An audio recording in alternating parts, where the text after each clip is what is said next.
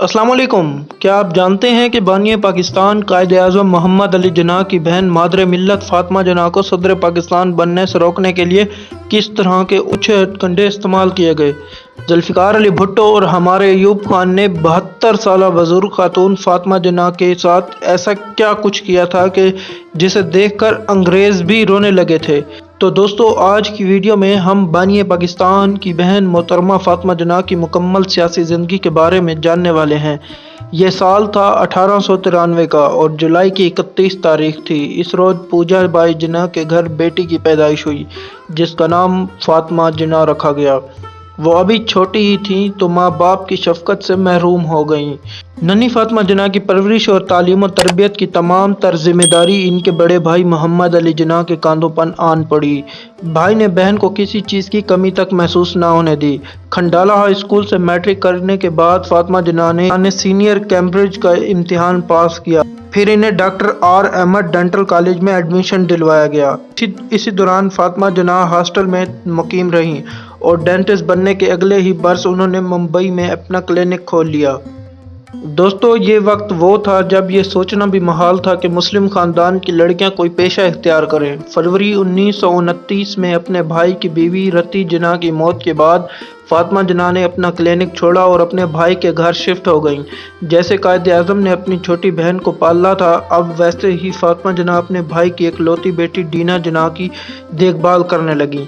फातिमा जिन्ना हमजैज शख्सियत रखती थीं। घर के मामलात को तो वो बाखूबी समझती थीं। इसके साथ साथ कायद की सियासत में भी मुआवनत किया करती थीं। एक मौके पर कायद ने फरमाया था कि फातिमा जिन्ना मेरे लिए हौसले का ज़रिया हैं। इन दिनों जब मुझे खदशा था कि बरतानिया हुकूमत मुझे कैद कर लेगी तो फातिमा जिन्ना ही थी जिन्होंने मुझे हौसला दिया।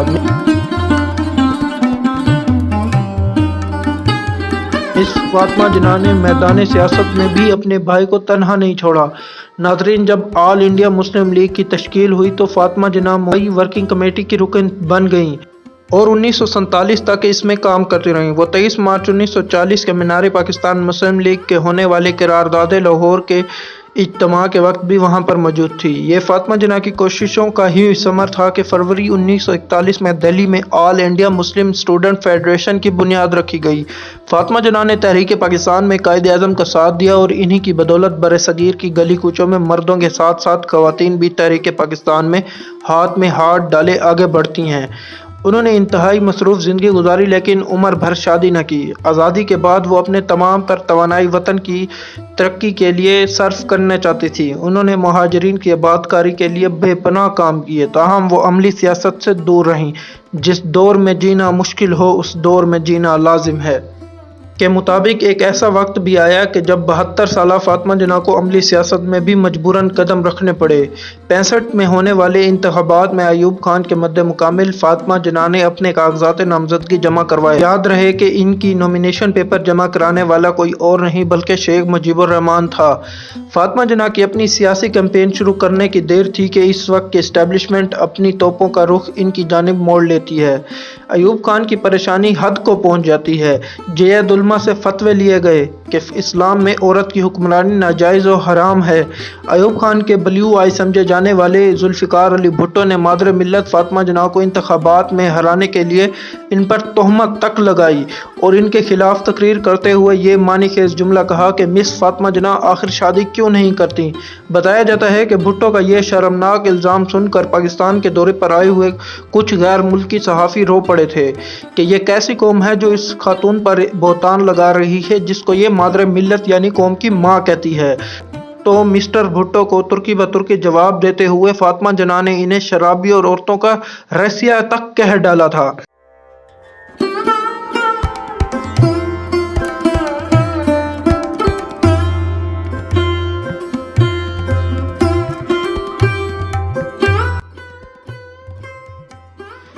फील्ड मार्शल अयूब खान ने लाहौर में प्रेस कॉन्फ्रेंस करते हुए मिस जिन्ना पर गैर शादीशुदा होने के हवाले से इन पर खिलाफ फितरत ज़िंदगी बसर करने पर इल्ज़ाम लगाते हुए कहा था कि मिस फातिमा बदखसा लोगों में घिरी हुई हैं। ایوب خان نے ان پر یہ الزام بھی لگایا کہ قائد اعظم انہیں کمرے میں بند کر کے تالا لگا دیا کرتے تھے تاکہ یہ عورت گھر کے باہر قدم نہ رکھ سکے۔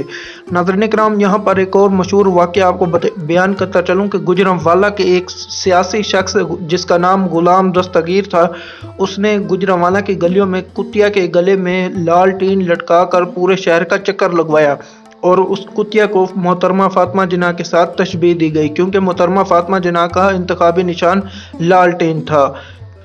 مہم کے دوران فاطمہ جناح نے مشرقی پاکستان کا کامیاب دورہ کیا تھا۔ بنگالیوں نے ان کا پرتپاک استقبال کیا، یہاں تک کہ عوامی لیگ کے لیڈر شیخ مجیب الرحمان ان کے ساتھ ساتھ رہے۔ یاد رہے کہ 1965 کے اس صدارتی انتخابات میں عوام کو ووٹ دینے سے محروم رکھا گیا تھا۔ ایوب خان کے بیسک ڈیموکریسی فارمولے کے مطابق پورے پاکستان سے بلدیاتی اداروں سے 80,000 ارکان نے صدر کا چناؤ کرنا تھا۔ اس الیکشن کے نتائج میں ایوب خان کو 50,000 اور محترمہ فاطمہ جناح 29,000 ووٹ لینے میں کامیاب ہوئے۔ بعد ازاں فاطمہ جناح سیاست میں زیادہ متحرک نہ رہیں۔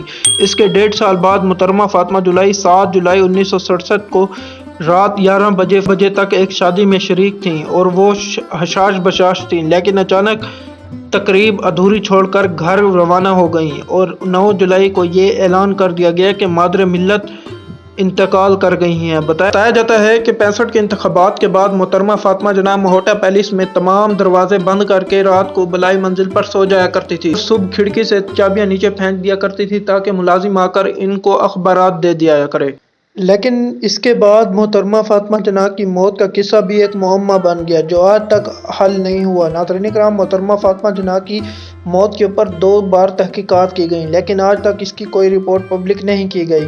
بتایا یہ بھی جاتا ہے کہ محترمہ فاطمہ جناح کے بھتیجے اکبر پیر بھائی معروف قانون دان نیو یارک سے خصوصی فلائٹ کے ذریعے پاکستان پہنچے تھے۔ انہوں نے صدر ایوب سے یہ مطالبہ کیا تھا کہ وہ ان کی موت کے اوپر جوڈیشل کمیشن بنائیں، لیکن صدر ایوب نے ان کا یہ مطالبہ رد کر دیا تھا۔ انہوں نے دوسرا مطالبہ کیا تھا کہ محترمہ فاطمہ جناح کی پوسٹ مارٹم کی رپورٹ مجھے دکھائی جائے، لیکن ان کو یہ بتایا گیا تھا کہ محترمہ فاطمہ جناح کا پوسٹ مارٹم نہیں کیا گیا تھا۔ بعد میں ناظرین کرام، محترمہ فاطمہ جناح کو غسل دینے والی عورتوں نے یہ انکشاف کیا کہ محترمہ فاطمہ جناح کے گلے کے اوپر 4 انچ کا بڑا نشان لگا ہوا تھا اور اس کے اوپر ٹانکے لگے ہوئے تھے۔ ناظرین کرام، اس کے علاوہ ان کا مزید کہنا تھا کہ محترمہ فاطمہ جناح کے کپڑے خون میں لت پت تھے اور ان کی گال سوجی ہوئی تھی، ان کی ایک آنکھ نیلی پڑ چکی تھی۔ ناظرین کرام، یہ ساری کہانی آپ کو بیان کرنے کا نتیجہ یہ ہے کہ آپ کو معلوم ہو سکے کہ جو قوم اپنے محسنوں کو بھول جاتی ہے وہ قوم کبھی ترقی نہیں کر پاتی۔